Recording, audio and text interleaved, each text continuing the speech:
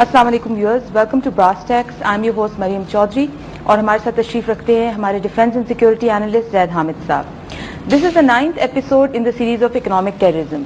Viewers, पिछले 8 episode से हम डिस्कस कर रहे हैं कई सौ साल से होने वाली डेवलपमेंट्स, जैसे कि development of the modern economic banking system, origins of paper currency और इकोनॉमिक एक्सप्लॉयटेशन का वो प्रोसेस जो आज दुनिया में राइज है।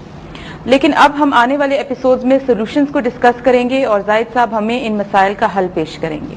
जाहिद साहब प्लीज स्टार्ट। देखिए मरियम, हमने जिस तरह पिछले प्रोग्राम में ये बात तफसील से डिस्कस की थी कि इससे पहले कि हम इन मसाइल का हल बताना शुरू करें, हमने उस एनवायरनमेंट को समझना है और उसके कुछ फिलोसॉफिकल एस्पेक्ट्स हैं जिन पर बात करनी जरूरी है, क्योंकि ये जो सिस्टम आज राइज है ये एक दिन में नहीं बना है। इसको बनने में कम से कम 300-400 साल लगे हैं। और जिस चीज पर बहुत ज्यादा एम्फसाइज करने की जरूरत है कि ये इकोनॉमिक सिस्टम आइसोलेशन में, तन्हाई में किसी माशरे में ऑपरेट नहीं करता। ये उस माशरे की पूरी फिक्र, पूरी सोच, पूरी तहजीब बदल के रख देता है।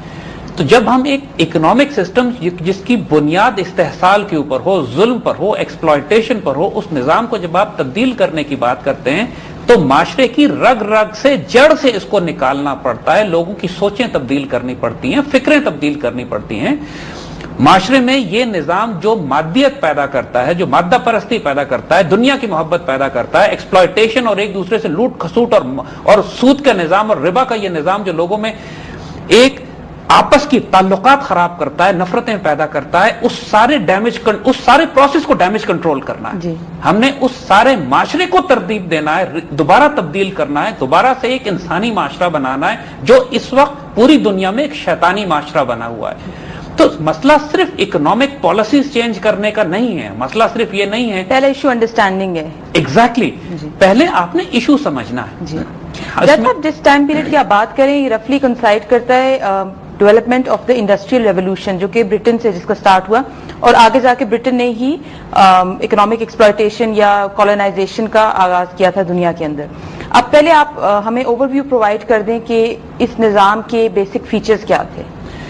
देखिए, आपने बड़ा रेलेवेंट सवाल किया है, क्योंकि जब तक आप इस निजाम की सेंटर ऑफ ग्रेविटी नहीं समझेंगे, देखिए जिस तरह हमारे दीन की बुनियाद 5 सतूनों पर है, कहा गया है कि इस्लाम की बुनियाद जो है 5 सतूनों पर, कलमा तैयबा, नमाज, रोजा, हज, ज़कात, ये हमारे अरकान है, जो सतून है जिनके ऊपर हमारे दीन की इमारत खड़ी होती है।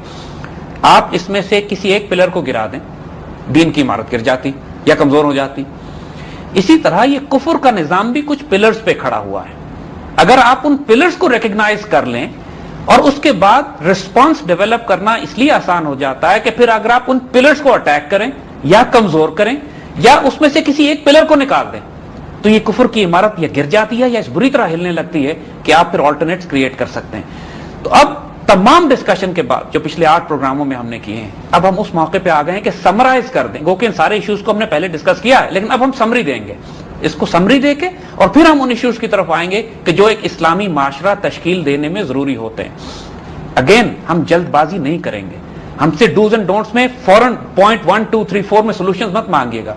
हम जब तक आपको इसके फिलोसॉफिकल डायमेंशन ना दें, जब तक आपको यह ना बताएं कि एक माशरे की तहजीब कैसे तब्दील की जाती है, जब तक कि एक अदल और इंसाफ को माशरे की रग रग में और उसके खून के एक एक जर्रे में नहीं समो दिया जाए, उस वक्त तक इस्लामी निजाम अदल नहीं कायम हो सकता। और आखिर ये इस्लामी निजाम अदल हवा में और खला में नहीं कायम होता, इंसानों पे कायम होता है। तो इंसान साजी भी तो उसके साथ जरूरी है कि वो इंसान जिन्होंने इसको नाफिज करना है, जिसको कायम करना है। तो उससे पहले हम आपको वो निजाम, उसके फंडामेंटल पिलर्स दिखाते हैं कि समरी उनकी पेश करते हैं कि जिसपे ये कुफर का निजाम आज खड़ा हुआ है। इसके सबसे पहले प्लेयर्स और एलिमेंट्स जो इस निजाम को कायम और जारी रखे हुए हैं वो इंसान हैं, जिनको हमने फ्री मेसन और जायनिस्ट कहा था।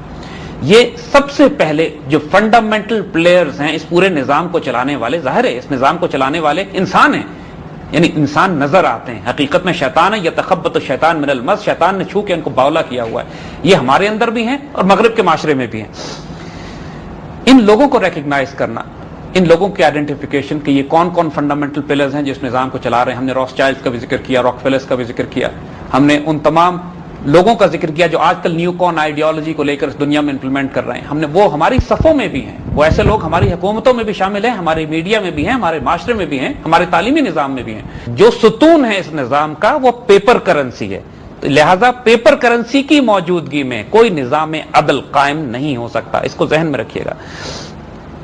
پھر جو ان کا بزنس میکانزم ہے, یعنی اب وہ انسان پیپر کرنسی کو استعمال کر کے پوری دنیا میں ایکسپلائٹیشن کا نظام جس بزنس میکانزم سے قائم کرتے ہیں اس کو سود اور ربا کا نظام کہتے ہیں.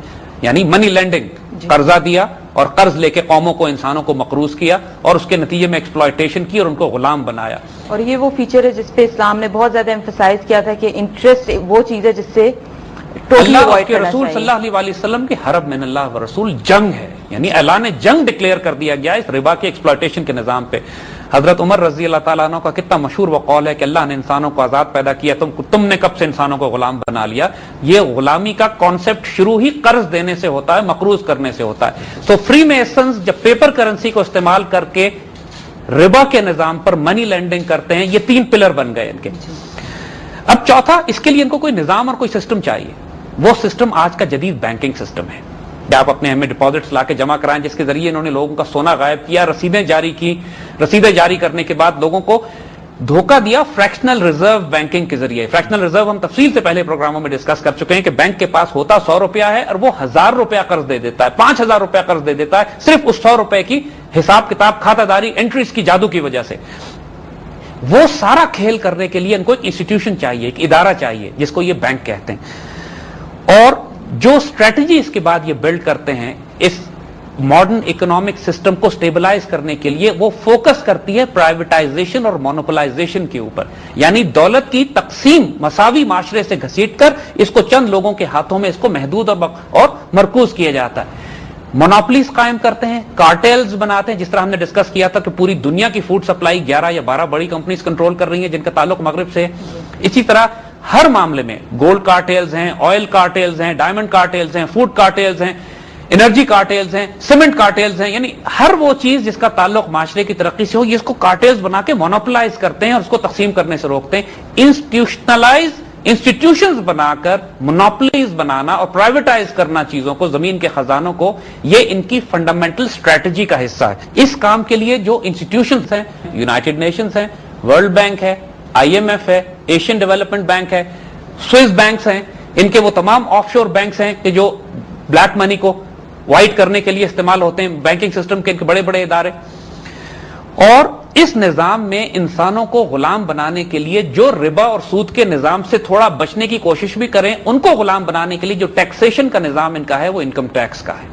انکم ٹیکس ایک فنڈامنٹل پلر ہے ان کے اس نظام کو قائم رکھنے کے لیے. جس طرح ربا ہے, ربا کو مقروض کر کے کرتے ہیں, اور جو شخص مقروض نہ ہو اور اپنی محنت کر کے کہیں اور سے کما رہا ہو, اس کی آمدنی سے بھی نوچ کے یہ اپنا حصہ نکالتے ہیں. اور ان ساری چیزوں کا جو آبجیکٹو ہے وہ انسانوں کو غلام بنانا, اکنامک ایکسپلائٹیشن اور سلیوری, یہ سارے فنڈامنٹل پلرز ہیں زائنسٹ اکنامک سسٹم کے. ٹھیک ہے زید صاحب, آپ نے وہ ایلیمنٹس پیش کیے ہیں یا وہ پلرز پیش کیے ہیں زائنسٹ نظام کے جن کے اوپر یہ ساری وشس سائیکل چل رہی ہے اور جو اس نظام کا حصہ ہے, کرکس ہے اس نظام کا. اس پہ ہم ڈسکشن جاری رکھیں گے لیکن آفٹر بریک.